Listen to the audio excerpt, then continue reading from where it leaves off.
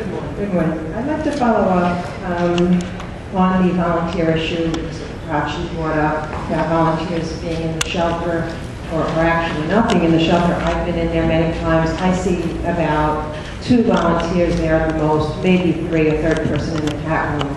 What I'd like to know as I sit here today on May 8th, because the issue is not, I understand you're protecting your employees. I was there for 8 years. That was how the shelter ran, protecting the employees. You need to protect the sanity of the animals.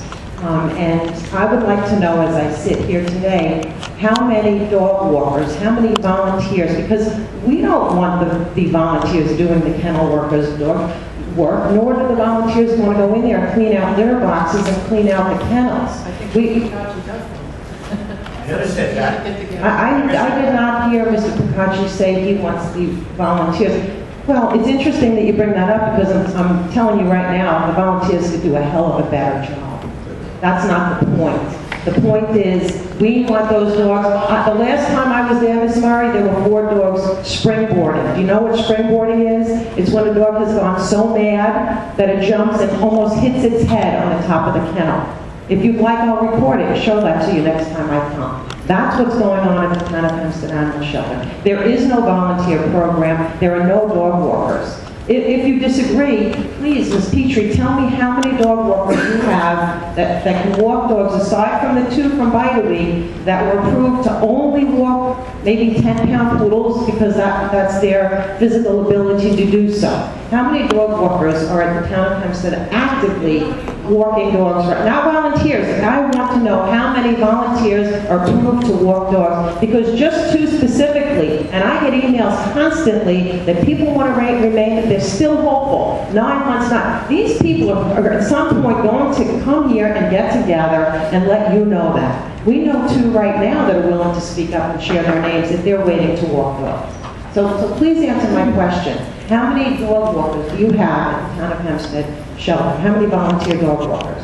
You get that number? I don't have that number. I don't have that number at my fingertips because some of the volunteers are cat people. I don't know the exact number. Is that, you know, when we came to town board meetings, you were kind enough to have someone call down to the shelter. Could you do me a really big favor and call down to the animal shelter and tell me, you know, they used to leave the room, call the cell phone, get the director on the phone, and bring us our answers, and we appreciated that. Is that possible today? Get back to you.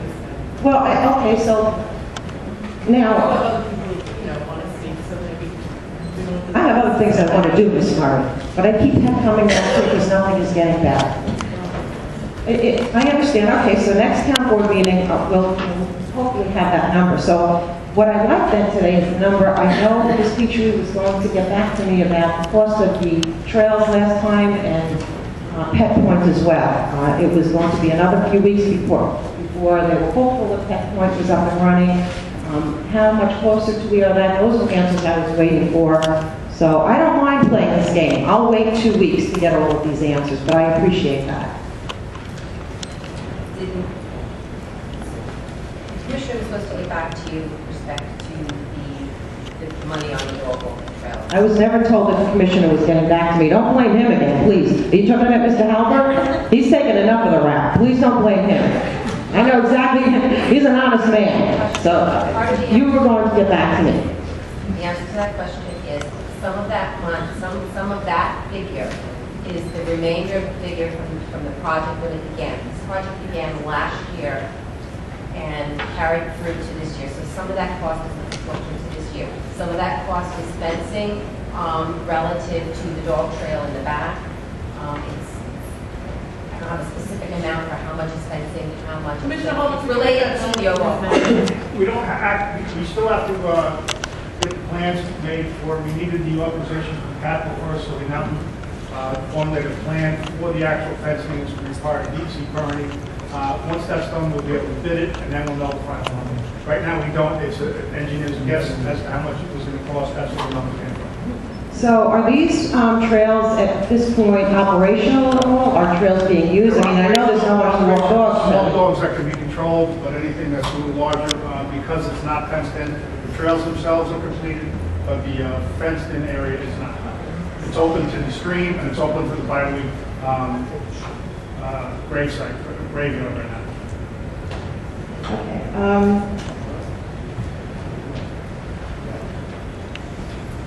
The pet point? I answered that question at the last meeting, and the answer is the same. I said that. Said about it would 2 be weeks. Several weeks, it was 2 weeks. We're 2 weeks closer. And can you tell me what is the obstacle? Because I've spoken to Actually, I can answer on the technicians. pet point. I was at the animal shelter this morning. Pet point, there was an issue of some, a payment to get started that had to be completed by the controller's office. I believe that has been done, so we anticipate being up and running within a month. Within a month? Yeah. Because I can't imagine something more important. And if that's all they needed was a payment, I'm just confused as to why this is taking close to a year. But so within a month, Pet Point will be up and running. Just in regard in closing to the TNR situation, this TNR program that you boast about will never be successful using ACOs to trap cats.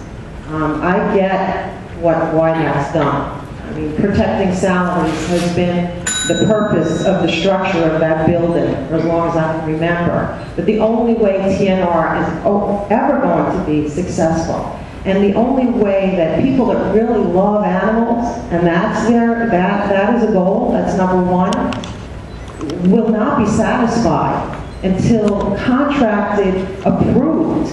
I mean, Town of Hempstead can approve them. We have no issue with that. You need to interview and approve trappers, individual trappers. This is how successful TNR programs run. They don't run within the building. They bring in the community, they bring in the experienced people with the knowledge that want to be out there when it's snowing, when it's raining, when it's 110 degrees, when they're not going to leave a cat in a trap in the corner because they're not on overtime anymore, and they go home and hope that cat is in the trap the next day. The proper way, if it hasn't been made perfectly clear, I'm going to do this now. You need to contract out to approved trappers and reimburse them a very small amount of money for their help to get this job done. Otherwise, we're going to be sitting here for a very, very, very long time. We're willing to do that. We're just hoping to get more cooperation. And it's called partnering, something that we would have loved to have done a year and a half ago. Thank you.